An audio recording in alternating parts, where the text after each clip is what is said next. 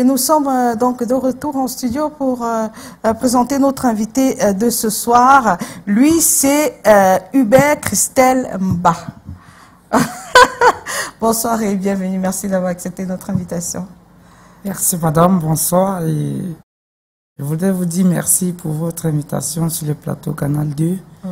Et ça va me donner l'occasion de pouvoir exposer ce qui m'est déjà arrivé des chagrins dans la belle famille. Oui.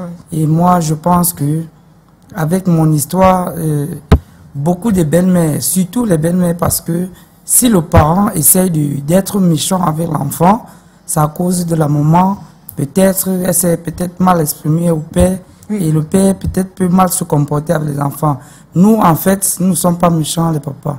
Vous allez le dire vous inquiétez pas, vous aurez l'occasion de dire votre courroux pendant le programme de ce soir. Alors, Christelle Hubert, il y a quelques années de cela, vous êtes mis en couple. Et qu'est-ce qui s'est passé? En fait,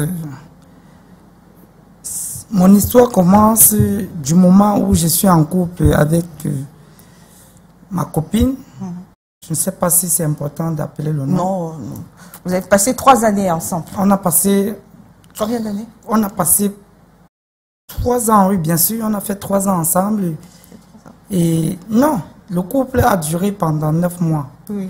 J'ai duré le couple avec elle pendant 9 mois. Tout s'est passé très bien. Oui. Jusqu'à ce qu'il y ait cet accident. Jusqu'à ce que mon accident n'arrive.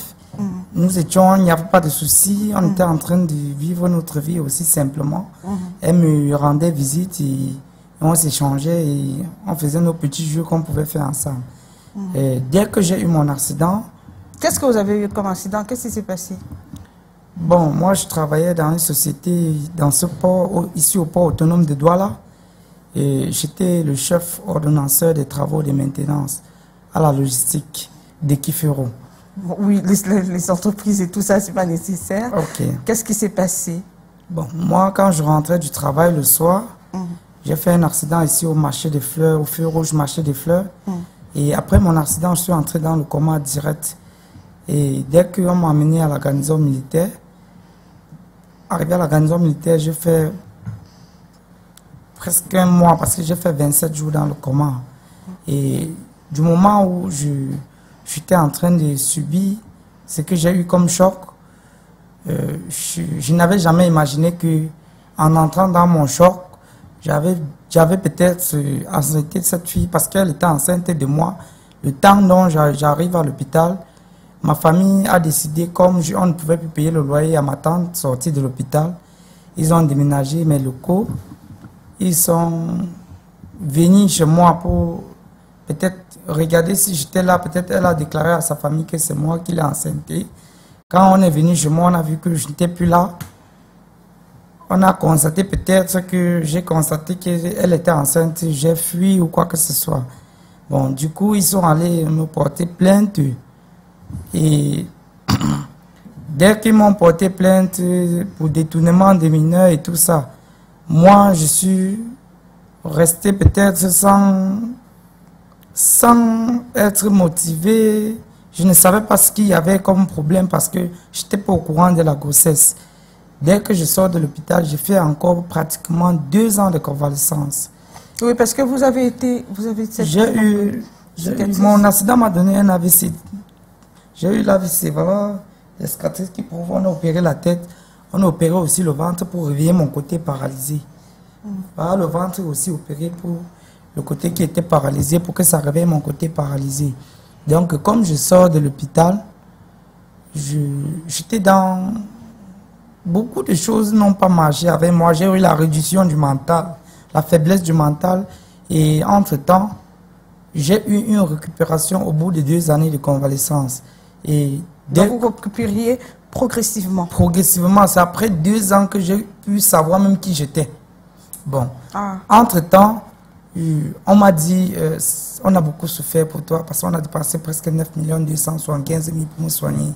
Et on m'a dit, il faut aussi essayer de te battre comme un homme. C'est pour ça que j'ai les lancements de moto. Je suis dehors, je suis en train de travailler. Du coup, je tombe sur une belle femme, sur un membre de leur famille. Il me dit, tiens, je pense que c'est lui ici. C'est là où on a mis la main sur moi. De la cellule, on est allé jusqu'au tribunal. Arrivé là-bas directement, je constate que j'ai été condamné pour 10 ans de prison avec sursis. Dès qu'on me ramène, j'arrive, j'ai pratiquement fait encore 1 an de prison, si je veux dire. J'ai débordé, j'ai fait presque 1 an de prison. Et dès que mon oncle a su, bon, il a essayé, à son niveau, ça n'allait pas laisser. Il est venu avec les preuves que, franchement, je ne savais pas que la fille était enceinte. Il a pris mon certificat médical, il a pris mes clichés pour les scanners et tout ça. Il est venu présenter et tout ça. Bon, je pense que c'est avec ça qu'on m'a libéré. Parce qu'avec le temps que j'ai fait là-bas, on m'a libéré. Dès que je sors, je suis en train de faire la moto, je rencontre la fille.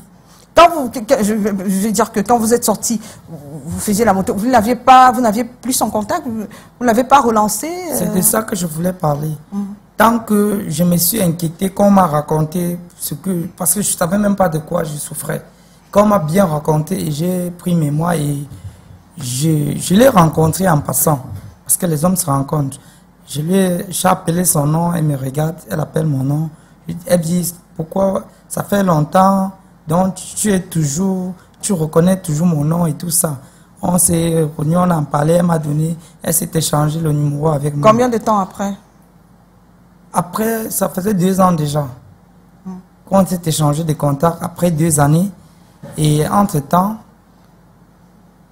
j'essayais toujours de l'appeler pour comprendre au moins la source du problème en vrai. Elle m'a dit, je l'ai fait accoucher un enfant auquel, même si l'enfant se place devant moi aujourd'hui, il ne peut pas me reconnaître.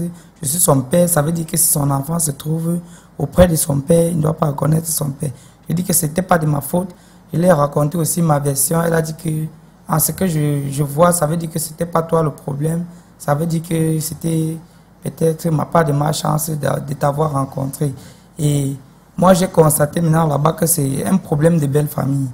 Parce que là, je conclus que même la fille aussi, je ne pense pas qu'elle était du genre où elle pouvait peut-être me cacher certaines choses. Mais est-ce que vous aviez un projet de mariage?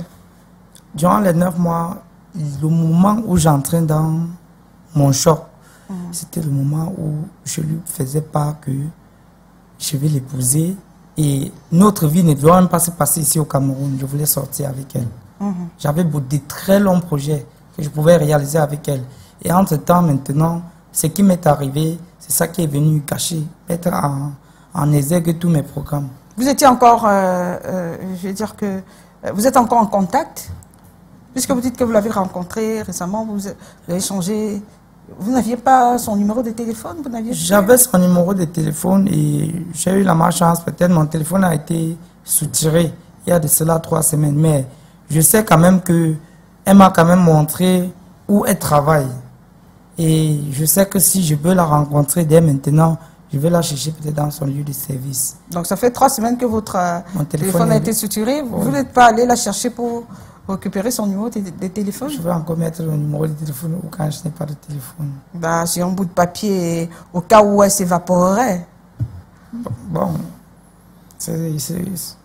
pour ne pas la perdre de vue, je veux dire. Parce qu'elle va encore vous appeler et le téléphone ne passera pas. Et elle va dire, voilà, on avait dit ça. Il a encore disparu. Vous voyez ce que je veux dire?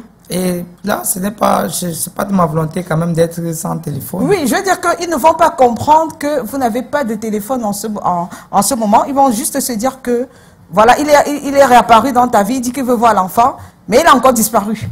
Et alors que c'est parce que vous n'avez pas de numéro de téléphone. Madame, vous imaginez que ça fait aujourd'hui 7 années de ce que je raconte. L'enfant a 7 ans aujourd'hui.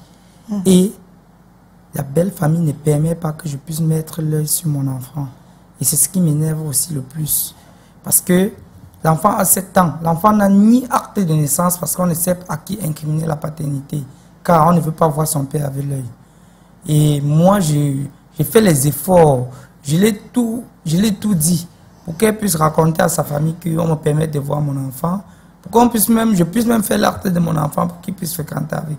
Si ça arrive même au coup moins de je ne sais pas comment ils vont se comporter avec cet enfant. Alors, est-ce que après, c'est le nœud de la guerre, hein, des fois, est-ce que vous avez proposé d'aider à éponger ce qui aura été effectué comme dépenses en ce qui concerne l'enfant? Je veux dire, est-ce que vous avez apporté des paquets pour qu'on s'occupe de l'enfant?